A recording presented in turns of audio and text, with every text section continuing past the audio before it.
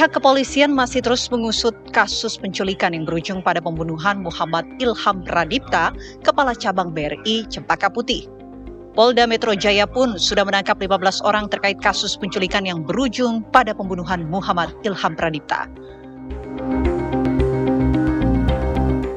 Bahkan, dari 15 orang, dalam penyelidikan, polisi membaginya dalam 4 klaster berdasarkan peran masing-masing.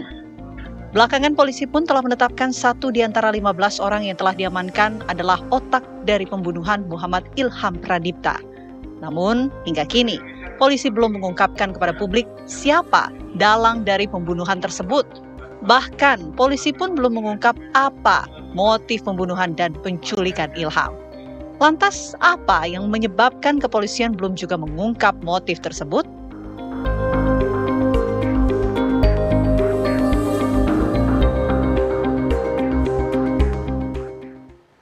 15 tersangka telah ditetapkan oleh pihak kepolisian. Bahkan polisi juga sudah menyampaikan bahwa ada 4 peran klaster dari masing-masing tersangka. Tapi sampai saat ini pemirsa, motif utama dari pembunuhan ini belum juga terungkap. Apa yang membuat belum terungkapnya motif pembunuhan ini kita akan bahas bersama dengan sejumlah narasumber. Saya akan perkenalkan untuk Anda. Di sebelah kanan saya ini sudah hadir Pak Arianto Sutadi, penasehat ahli Kapolri. Selamat malam Pak Arianto. Selamat malam Mbak Pena. Sehat? Alhamdulillah. Oke. Di sebelah Pak Arianto ini juga sudah hadir Pak Untung Sumarwan, kriminolog dari Universitas Budi Luhur. Selamat malam Pak Untung. Selamat malam Mbak. Sehat Pak Untung? Alhamdulillah. Oke, baik. Saya mau ke Pak Arianto terlebih dahulu. Pak Arianto, ini 15 tersangka sudah ditetapkan. Pihak kepolisian juga sudah menyampaikan ada 4 peran klaster. Tapi sampai saat ini kenapa motif pembunuhan belum juga diungkap? Itu ya saya tidak bisa menjawab. Saya itu tanya sama penyidik, kira-kira motifnya apa?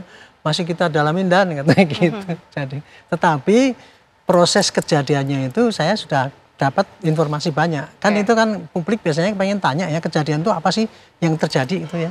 Ya saya bisa menyatakan bahwa ini kejadiannya adalah ternyata itu penculikan ini didalangi oleh orang ya, pendana gitu ya. Yang pendana itu dalam mungkin kayak semacam nyewa orang lah gitu. Orang itu jumlahnya 15 itu, cuma mungkin 14 ya. Karena itu dibagi menjadi 4 klaster, 3 klaster. Karena klaster yang satu itu ada yang termasuk otaknya itu. Dan otaknya itu bukan hanya sendirian, dia kabarnya yang saya dengar tuh ada 3 atau 3 orang ya. Itu yang merencanakan kalau apa-apa gitu. Nah, terus kemudian klaster kedua adalah pengintai. Pengintai itu mungkin kurang lebih berjumlah 2 Spyman lah, ya, membuntuti. itu pengintai itu membuntuti, informasi buntutan itu disampaikan pada yang penculik. Penculik itu yang termasuk yang diterangkan oleh pengacaranya itu. Penculik itu katanya tadinya targetnya hanya untuk menculik doang kan, tidak menghabisi. Nah, habis diculik kemudian tuh diserahkan kepada yang mengeksekusi. Ya. Barulah tereksekusi itu. Pertama kali yang saya terima dulu itu yang penculik itu ditangkap oleh dari Resmob ya. Ada 6 orang waktu itu. Tapi kalau untuk yang klaster berikutnya yang nangkap Jatan Ras yang sekarang ini masih. Terus kemudian kalau motifnya sendiri saya tanya apakah ada kredit fiktif? Bukan katanya. Tapi itu ada kaitannya dengan apa? Penjabat dari BRI itu. Kurang lebih dia mau diajak kerjasama yang negatif gitu, mungkin tapi menolak mungkin gitu. Baik. Saya mau ke Pak Untung kalau begitu. Pak Untung, apa sih yang membuat pengungkapan motif pembunuhan ini menjadi kompleks? Iya, kalau disebutkan ada 4 klaster. Kalau saya dari yang disebutkan tadi masih ada 1 klaster lagi. Apa tuh? Penikmatnya belum ada. Penikmat itu dalam konteks masalah dana atau masalah pinjam meminjam ini biasanya ada yang namanya middleman. Middleman itu perantara. Jangan-jangan perantaranya sudah terima.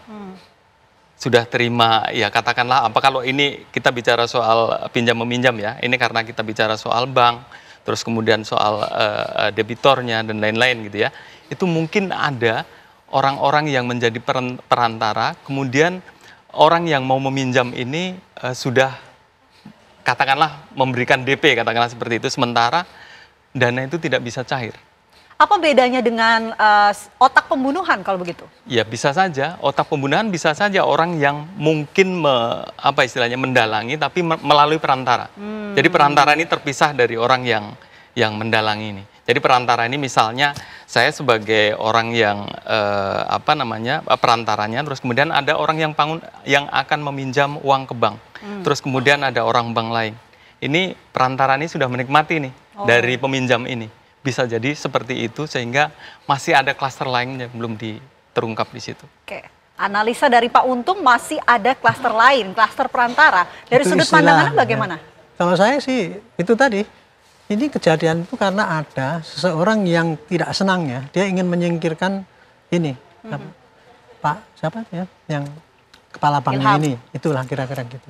Nah di dalam melakukan kerjaannya itu, menghabis itu, dia berunding dengan 3 temannya.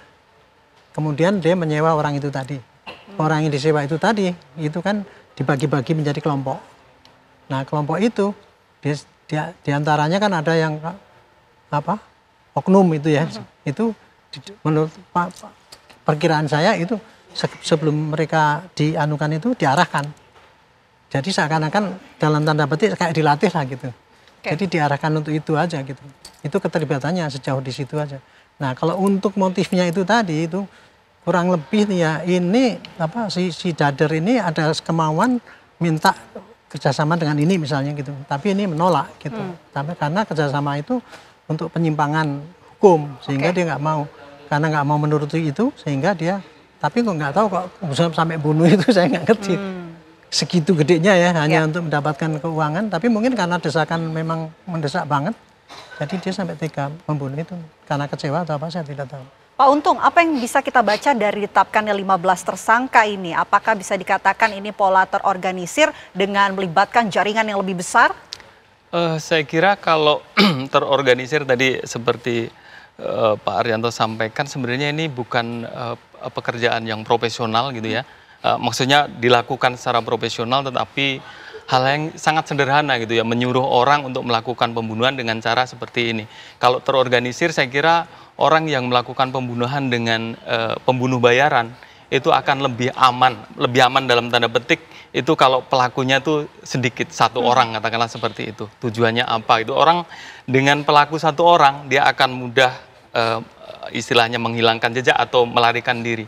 Tetapi dengan 4 klaster atau bahkan 5 klaster ini, saya kira ini bukan satu hal kejahatan yang terorganisir dengan baik. Ini justru serampangan menurut saya. Mungkin orang saya bayar sekian, kamu berani nggak menculik, kamu berani nggak membunuh. Saya kira itu bukan hal yang profesional atau mungkin walaupun melibatkan banyak orang ya. Justru yang banyak ini menurut saya nggak firm untuk sebuah kejahatan terorganisir. Baik, Pak Arianto, apa sih yang menjadi tantangan terbesar dari pengalaman Anda ya untuk kemudian mengungkap motif pembunuhan sehingga sampai saat ini pun motifnya juga belum terungkap? Yang menjadi tantangan itu bukan bagi polisi ya, tantangan bagi saya malahan. Saya itu mengendaki kalau ada apa-apa yang kayak gini ini ya, yang publik pengen tahu tuh. Kalau saya pribadi itu saya menyarankan pada mereka dibuka saja supaya publik tidak curiga dan tidak dibilang polisi menutup-nutupi. Tapi kebiasaan polisi ya dari dulu sampai sekarang itu dia tidak akan membuka keterangan yang berkaitan dengan pidana ini karena dengan pemikiran bahwa itu nanti untuk porsi untuk di pengadilan itu, sehingga dia akan menutup-nutupi apa yang terjadi karena judulnya kan pro justisia kayak itu kan, berkas, sehingga dia tidak akan menyampaikan utuh apa yang ada. Ini yang menimbulkan publik jadi penasaran kalau ada sesuatu yang janggal itu sangkanya polisi malah tidak transparan. Itu masalahnya. Masalahnya sehingga dia tidak mau menyampaikan motifnya itu tadi ini karena keterangan ini dianggapnya hanya akan dibeberkan di pengadilan. Oke, ada kemungkinan juga nggak sih kalau ternyata para tersangka ini menutup-nutupi motif atau menyamarkan motif sehingga sampai saat ini belum juga terungkap? Kalau saya kira enggak ya, karena itu kan yang ditanyakan satu persatu, yang klaster ini gini. Yang ditanya pasti jawabannya apa yang dilakukan dia. Potongan yang menculik ya cuma menerangkan pada penculikan doang. Yang membunuh pada yang membunuh doang. Tapi kan gitu kan. Tapi kalau untuk motivasi ya pada yang bersangkutan yang akan menerangkan itu. Tetapi dari cerita-cerita yang ada ini ya saya bisa mencuplik sedikit, jadi kira-kira motifnya itu tadi. Ini diajak kerjasama tapi kemudian tidak mau gitu ya. Gitu. Sehingga dia kesel dan kemudian dihabisilah gitu.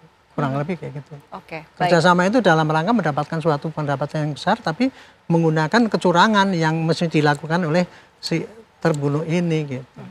Pak Untung, tadi Anda mengatakan bahwa ada satu klaster, yakni klaster perantara. Apakah dari 15 tersangka tersebut sebetulnya ada salah satu yang masuk dalam kategori perantara, atau justru perantara ini belum juga diungkap ataupun diamankan oleh pihak kepolisian? Ditahan nanti, Pak Untung, kita jawab usai jeda. Apa kabar Indonesia Malam akan kembali untuk Anda sesaat lagi.